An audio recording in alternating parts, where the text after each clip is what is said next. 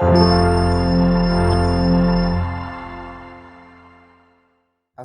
alaykum do'stlar, men Olim Shuhrat. Bugun sizlar bilan shu patent haqidagi ko'p so'rovlar, savollar haqida alohida to'xtalib, bularni soddaroq, tushunarliroq tilda sizga tushuntirib o'tishga harakat qilaman.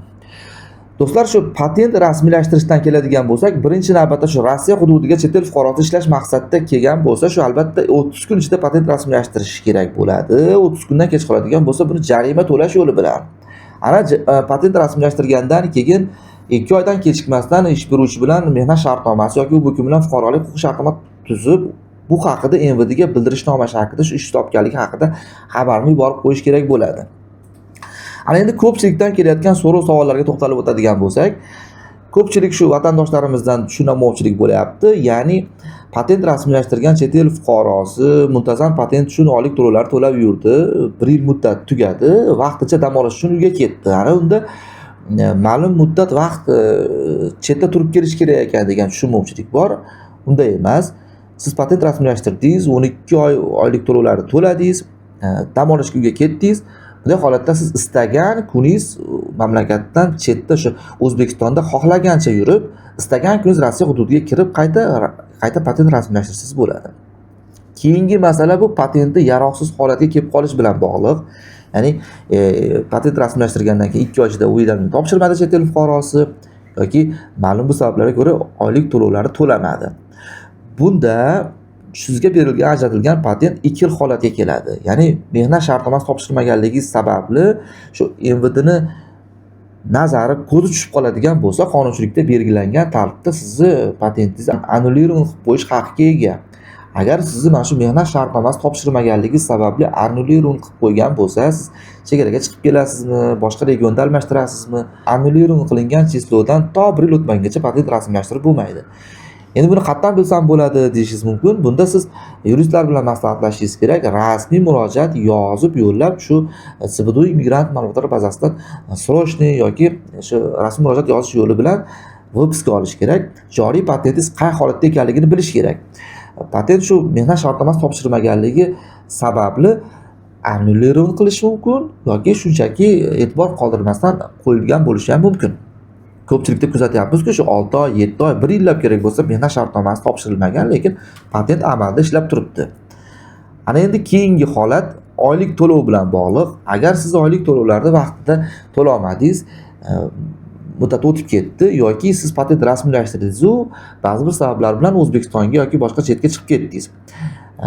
O'zbekistonda bo'lgan davringizda siz patent uchun bu yerda oylik to'lovlar to'lamadingiz. Ana unda ham patent 2 xil holatga keladi. Ya'ni yuqorida aytgandek, yaroqsiz holatga shunchaki yoki annullировать qilinadi. Mana shu oylik to'lovlar vaqtida to'lanmaganligi uchun MVD tomonidan. Buni endi qanday misol qilsam bo'ladi sizlarga tushunarli bo'lishi uchun? Aytaylik, chet el fuqarosi 30 kun bu yerda hujjatsiz qoladigan bo'lsa, asos bo'ladi-ku shu podpunktum 8 bilan 3 yilga zapret qo'yilishiga. Endi bunda hamma ham shu 30 kun Rossiya hududida hujjatsiz qolgan albatta taqiqqa qo'yiladi degani emas-ku. Shuni singari ham shu patent vaqtida to'lamay qolganligi sababli yaroqsiz holatga kelishi mumkin shunchaki yoki aynan MVD tomonidan shu yuqorida aytgandek nazar solinadigan bo'lsa, bu chet el fuqarosi patent rasmiylashtirgandan keyin qay holatda ekanligini MVD tomonidan annullировать qilib qo'yiladi. Bunga misolni tushundilaringiz, ya'ni chet el fuqarosi 30 kun bu yerda hujjatsiz yuradigan bo'lsa, podpunktum 8 bilan 3 yilga zapret qo'yiladi-ku. Qonunchilikda bu belgilangan, lekin hammaga ham shu 30 kundan oshiq hujjatsiz yurib ketib qaytib kelayotganlar qancha? Hammasiga taqiq qo'yilmadi-ku, to'g'rimi? Xuddi shunaqa patent bilan ham shunaqa. O'yinlarni topshirmaganligi sababli annullировать qilinadi yoki qilinmaydi.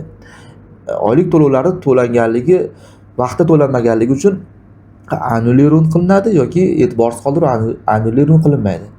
Bunda siz yuqorida aytgandek shu tekshirib bilishingiz kerak. Agar annullировать qilingan bo'lsa, shu annullировать qilingan cheslovdan to 1 yilgacha patent rasmiylashtira olmaysiz. Sodda qilib aytadigan bo'lsam, shunchaki yaroqsiz holatga kelgan bo'lsa, siz chegaraga chiqib kelib, qayta mehnat patentini rasmiylashtirsangiz bo'ladi. Ko'pchilik orasida tushunmovchiliklar bor. Shu patentni 1 yilda bir marta berilar ekan chet el fuqarosiga degan. Unday emas. Mehnat patenti 1 yilda bir necha marta rasmiylashtirish mumkin bo'ladi. Shu joriy patent yuqorida to'xtalib o'tgandek annullировать qilinmagan bo'lsa bas. Siz regionda almashtirasizmi yoki kasbingizni o'zgartirasizmi yoki aytaylik ikkita kasbda ishlamoqchi bo'lib boshqa kasb egasi qilib patent rasmiylashtirmoqchimisiz yoki shu oylik to'lovga bir oy kechikdingiz yana yangi rasmiylashtirmoqchimisiz, albatta bu shu bo'ladi. Bitta inobatga olib qo'yadigan jihati shu patentni annullирован qilinmaganligini tekshirib bilib qo'yish kerak xolos. Agar shunchaki yaroqsiz holatiga kelgan bo'lsa, siz bir yilda bir necha marta patent rasmiylashtirishingiz ham mumkin. Va keyingi masala shu mehnat patenti uchun hujjatlar topshirilganda rad javobi olish bilan bog'liq. Patentga topshirdingiz, rad javobi oldingiz. Bunga sabablar bir nechta. Avval sudlanganligingiz hali yakunlatilmaganligi yoki qonda tahlillarda shamollash, sog'liq bilan bog'liq muammolar bilan sizga patent berilishi rad qilindi. Ya'ni sizga shu patent chiqdi-yu, lekin shu chiqqan patentni annullирован qilib qo'yishdi. Ya'ni sizga patent berilishi mumkin emas. Bunda ham shu rad qilingan chislodan to 1 yilgacha patent rasmiylashtirib bo'lmaydi. Shuni ham inobatga olib qo'yish kerak. Men bu haqida alohida Instagram sahifamda aytib o'tganman. Instagram sahifam silkasini qoldiraman video ostida. U yerga o'tib shu qisqacha shu patent bilan bog'liq kunlik savollarga qisqacha u yerda javoblarni ham topishingiz mumkin. Do'stlar, o'ylashimcha shu patent bilan bog'liq ko'pchilikni qiynayotgan savol-so'rovlar haqida qisqacha soddaroq tilda tushuntirib o'tishga harakat qildim. O'ylashimcha bu sizlarga kerakli va manfaatli bo'ldi. Agar bu yerda men nimanidir yoddan chiqargan bo'lsam, alohida nimagadir to'xtalib o'tmagan bo'lsam, video ostida izohlarda qoldiringlar. Men buni o'qib, alohida bu uchun ham video shu ma'lumot to'plab sizlarga yozishga harakat qilaman.